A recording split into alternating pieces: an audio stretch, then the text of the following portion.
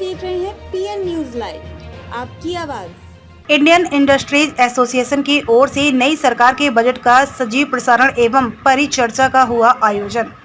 वाराणसी के सिगरा स्थित रुद्राक्ष convention centre में इंडियन इंडस्ट्रीज एसोसिएशन की ओर से नई सरकार के बजट का सजीव प्रसारण एवं वाराणसी के सिगरा स्थित रुद्राक्ष कन्वेंशन सेंटर में इंडियन इंडस्ट्रीज एसोसिएशन की ओर से नई सरकार के बजट का सजीव प्रसारण एवं परिचर्चा वित्त मंत्री भारत सरकार द्वारा पेश किए गए केंद्रीय बजट पर small industries association, Ramnagar industrial association, tourism welfare संगठन, व्यापार मंडल के प्रतिनिधि एवं मिर्जापुर, जौनपुर, आजमगढ़, भदोई, मऊ तथा काशी के प्रमुख उद्यमियों की सहभागिता रही। इस अवसर पर प्रधान आयुक्त जीएसटी से अपर आयुक्त एसजीएसटी से अपर आयुक्त पीएनबी से महाप्रबंधक उत्कर्ष स्मॉल फाइनेंस के फाइनेंस हेड सहित बैंक के उच्च अधिकारी, चार्टर्ड अकाउंटेंट, प्रमुख अर्थशास्त्री, उद्यमी एवं व्यापारी बजट विश्लेषण पर चर्चा किए, जिसमें अजय कुमार सिंह, महाप्रबंधक पंजाब नेशनल बैंक, सरिता सिंह, उप महाप्रबंधक पंजाब नेशनल बैंक, मनीष टंडन,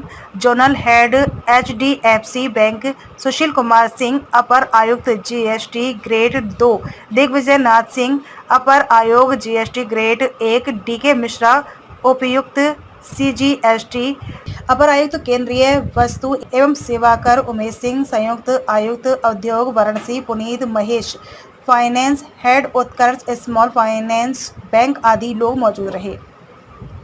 कार्यक्रम में स्वागत उद्बोधन आर के चौधरी, राष्ट्रीय उपाध्यक्ष इंडियन इंडस्ट्रीज एसोसिएशन, बजट के पश्चात उद्बोधन में सुशील कुमार सिंह, अपर आयुक्त जीएसटी ग्रेड 2 दिग्विजय नाथ सिंह, अपर आयुक्त जीएसटी ग्रेड 1 डीके मिश्रा, उपायुक्त सीजीएसटी प्रिय रंजन श्रीवास्तव, अपर आयोग केंद्रीय वस्तु एवं सेवा कर उमेश सिंह, संयुक्त आयुक्त उद्योग वाराणसी अजय कुमार सिंह, अपर महाप्रबंधक Punjab National Bank Manish Tandon, zonal head HDFC Bank Puneet Maheshwari, finance and Utkarsh Small Finance Bank Rajnikant Dwivedi, GD Dubey, Amit Kapoor, professor Mahatma Gandhi Kashi Vidyapith Anoop Mishra, professor DAV PG college Rishabh Chand Jain, OP Badlani, Santosh G Agarwal, CA Gaurav Khandelwal, Ritu Garg, Rajesh Bhatia, Deepak Bajaj, Prem Mishra, Anupam Dev, Rahul Mehta, Neeraj Pareek, Manish Kataria, Dayashankar Mishra, UR Singh, Umashankar Agarwal ने अपना अपना वक्तव्य दिया। आए हुए सभी लोगों का स्वागत अभिनंदन आर चौधरी, राष्ट्रीय उपाध्यक्ष इंडियन इंडस्ट्रीज एसोसिएशन ने किया।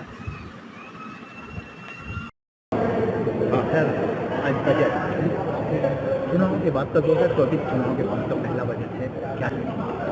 देखिए, बजट बहुत संतुलित और विकासोन्मुख बजट रहा है आज का। सारे सेक्टर का माननीय वित्त मंत्री ने ध्यान रखा है, विशेष रूप से एमएसएमई में, आज एम्प्लॉयमेंट जनरेशन में और स्किल्ड एम्प्लॉयमेंट के लिए भी उन्होंने पूरी व्यवस्था की है। साथ में एग्रीकल्चर के लिए भी, चूँकि आज एग्रीकल्चर के बाद में अगर सबसे ज़्यादा एम्प्लॉयमेंट है तो वो एमएसएमई सेक्टर में है, जो देश की जीडीपी का 30% कंट्रीब्यूट करता है। साथ में 45% से अधिक रोज़गार इसी क्षेत्र में है, तो इसके लिए इन्होंने कई स्कीम चलाई है और मिला जुला कर बजट संतुलित रहा। थोड़ा वेतनभोगी लोगों के लिए कष्टप्रद रहा, उन्होंने कैपिटल गेन में और में 10% से 12.5 कर दिया, तो थोड़ा उनको कष्ट जरूर रहा। बाकी इनकम टैक्स में भी कोई बहुत राहत की बात नहीं है, क्योंकि जो 15 लाख के ऊपर की जो इनकम है उसको उठा के एक साथ ही 30% स्लैब में ला दिया। तो मिला जुला कर आप ये कह सकते हैं कि बजट सो रहा। संतुष्ट। तो मेरा नाम ऋषभ चंद जैन है। क्या कहेंगे, किस तरह की बजट रही, कितना लाभकारी हो?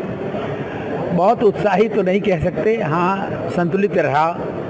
संतुलित इस बात के लिए कहा जा सकता है कि विकसित भारत के जो स्वप्न हैं उनको देखते हुए इंफ्रास्ट्रक्चर के क्षेत्र में सरकार ने ध्यान दिया है। इस बार भी पहले की तरह रोड के बारे में, रेलवेज़ के बारे में, सभी जो इंफ्रास्ट्रक्चर है, मुझे लगता है कि इंफ्रास्ट्रक्चर अगर इम्प्रूव होगा तो देश तो तरक्की करेगा। और जहाँ तक उद्यमियों के लिए बहुत कुछ तो नहीं दिखाई दे रहा है, लेकिन हाँ पहले से बेहतर है।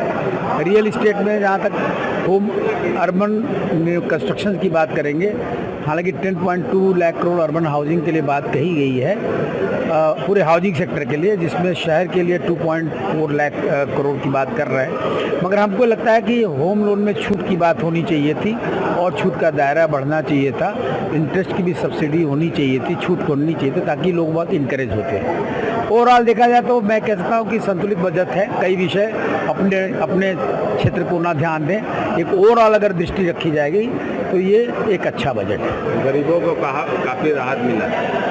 गरीबों को राहत तो देखिए, जिस देश में विकास होगा, व्यापार बढ़ेगा, उद्योग बढ़ेगा, तो सभी लोग उसमें जुड़े हुए हैं। अगर कोई एक व्हीकल बनती है तो एक छोटे से नट का भी महत्व होता है। तो मेरा ये मानना है कि ये सबको लेकर के ही चलना पड़ेगा। उन्होंने ठेले वाले, रेहड़ी वालों के लिए भी बात की है, तो लगता है कि सभी, और किसानों की बहुत बड़ी बात की है उन्होंने, युवाओं के लिए बात की है, स्किल की बात कही है। यह सब देखते हुए लगता है कि सभी प्रकार के जो विषय हैं उन सभी को उन्होंने टच किया है और उन सब पर कार्य कर रहे हैं। IIA Varanasi chapter. क्या कहेंगे, किस तरह की बजट रही? देखिए, बजट बहुत ही सरकार ने संतुलित बजट दिया है और दूरगामी बजट है। इसमें सरकार किसी प्रकार के राजनीतिक दबाव में नहीं आई है। विकास तो बहुत ही हो रहे हैं, लेकिन अपेक्षाएं हम लोगों की जो थी बजट से कि आम जनमानस को, छोटे व्यापारियों को किसी प्रकार की राहत मिलेगी, वैसी तो नहीं मिली। विकास की गाथा जरूर बहुत तेजी से आगे बढ़ रही है, लेकिन अपेक्षाओं के अनुरूप हम लोगों को जो राहत मिलनी चाहिए वो भी नहीं मिल पा रही है।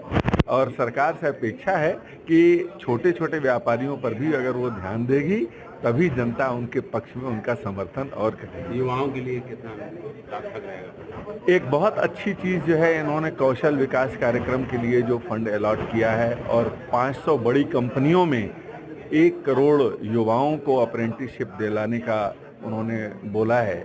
हर साल 1 लाख लोगों को बोला है 500 कंपनियों में। तो वो बहुत फायदेमंद होगा, क्योंकि स्किल वर्कर्स की हर जगह उत्पादन के क्षेत्र में कमी है अभी। तो सार्थक रहेगा। बिल्कुल सार्थक है। Director Uday Auto Sales Private Limited Varanasi. क्या कहेंगे, किस तरह की बजट को अगर लॉन्ग टर्म में देखा जाए तो बजट बहुत अच्छा है, चाहे वो हमारे किसानों के लिए हो या इंडस्ट्रीज में जो मैन पावर को स्किल करने का है एंड टूरिज्म को प्रोत्साहित करने का है, या रिसर्च एंड डेवलपमेंट के लिए हमें एज ए कंट्री अगर compete करना है वर्ल्ड से तो R&D पे ज़्यादा फोकस होना चाहिए और सरकार का ये बहुत ही अच्छा कदम है। चल रहा है, कल थोड़ा हल्का चलेगा। तो जब MSME स्ट्रेस पे आती है तो कोई बैंक नहीं पूछता उसको, उसकी स्थिति दिन पर दिन खराब हो जाती है। गवर्नमेंट ने उसको भी इंडोर्स किया है। MSME को स्ट्रेस से बचाने के लिए बैंकों के लिए एक विशेष व्यवस्था की गई है। ये एक अच्छी चीज़ है। ज़मीन एक बहुत बड़ा मुद्दा है कि हम फैक्ट्री लगाएं तो लगाएं कहाँ, लैंड की बहुत बड़ी समस्या है। गवर्नमेंट ने इसको एड्रेस किया। 1000 शहरों के पास इंडस्ट्रियल पार्क बनाने की गवर्नमेंट की योजना है। बहुत बड़ी योजना है, बहुत शानदार योजना है। खूब इंडस्ट्री आएंगी, खूब रोजगार मिलेगा और गवर्नमेंट को भी अच्छा इससे रेवेन्यू प्राप्त होगा। एक और चीज़ है कि हम अपने बच्चों को फैक्ट्री इंडस्ट्री के लिए तैयार कैसे करें, उसके लिए गवर्नमेंट ने बहुत अच्छी चीज़ लगाई कि 500 बड़ी कंपनियों में इंटरप्रेन्योरशिप के लिए खोला है। हम अपने बच्चों को, अपने घर के बच्चों को, किसी भी को उस 500 बड़ी कंपनियों में 1 साल, 6 महीने, 2 साल का एक इंटर्नशिप कराएंगे। उसके बाद वो बच्चे जो प्रिपेयर होके आएंगे वो इंडस्ट्री के लिए, उद्यम के लिए पूरी तरह तैयार होंगे। धन्यवाद, थैंक यू। किस तरह की बजट थी? आज वित्त मंत्री ने जो बजट पेश किया बहुत ही अच्छा बजट रहा और भारत के अमृतकाल का ये विकास का बजट रहा। हालांकि बहुत लोगों को मायूस हुआ होगा कि जितनी एक्सपेक्टेशन थी लगी, कई बार होता है एक्सपेक्टेशन पूरा नहीं होता, लेकिन इसका भविष्य में, भारत के भविष्य में, युवाओं के भविष्य में, और एक सबसे बड़ा ये इन्होंने जो ट्रेनिंग के लिए CSR फंड से युवाओं को ट्रेनिंग के लिए, एम्प्लॉयज़ की ट्रेनिंग के लिए, बच्चों की ट्रेनिंग के लिए जो फंड गवर्नमेंट ने कहा है, ये इसका बहुत बड़ा असर होगा। क्योंकि कई बार होता है बच्चे पढ़ तो लिख लेते हैं लेकिन उनको प्रैक्टिकल जानकारी नहीं होती है। इंडस्ट्रीज में ट्रेनिंग के से उनका भविष्य सुधरेगा और बहुत बड़ा वर्ग ऐसा होगा जो शिक्षित होकर के भी जो अनएम्प्लॉयड है वो अपना वहाँ सीख करके अपना या तो सर्विस करेगा या अपना रोजगार, अपना व्यापार, अपना इंडस्ट्री लगा सकेगा। और मैं चार्टर्ड अकाउंटेंट हूँ और मैं बनारस से ही। आज जिस तरह से बजट आया है, क्या इस पर आपकी प्रतिक्रिया है? देखिए, जो ये बजट आया है वो देखने में इतना अट्रैक्टिव नहीं लग रहा होगा, लेकिन ये बजट लॉन्ग टर्म बजट है और ये मोदी जी की कल्पना है कि आगे भारत को कैसे विकसित किया जाए। अब चूंकि आपने देखा कि 400 सीट बीजेपी नहीं ली, इसमें कुछ मिली जुली भी बजट में है। जैसे बीजेपी के लिए, बिहार के लिए आपके नीतीश कुमार जी ने कुछ काफ़ी उसमें एलोकेशन हुआ है, बाकी आपका साउथ में भी एलोकेशन हुआ है, तो वो हमारा मानना था कि ये होना ही होना है। लेकिन फिर भी जो बजट आप देखेंगे कि इसमें महिलाओं के लिए इसमें एजुकेशन लोन दी गई है, जिससे स्टूडेंट आगे बढ़ेंगे। इसमें आपकी स्किल के लिए बात हुई है, जो लोगों को ट्रेनिंग दी जाएगी, जिससे हमें इंडस्ट्री में स्किलफुल लोग मिलेंगे। और एमएसएमई में अब 100 करोड़ तक का लोन आपको बिना सिक्योरिटी का मैन्युफैक्चरिंग यूनिट को मिल जाएगा।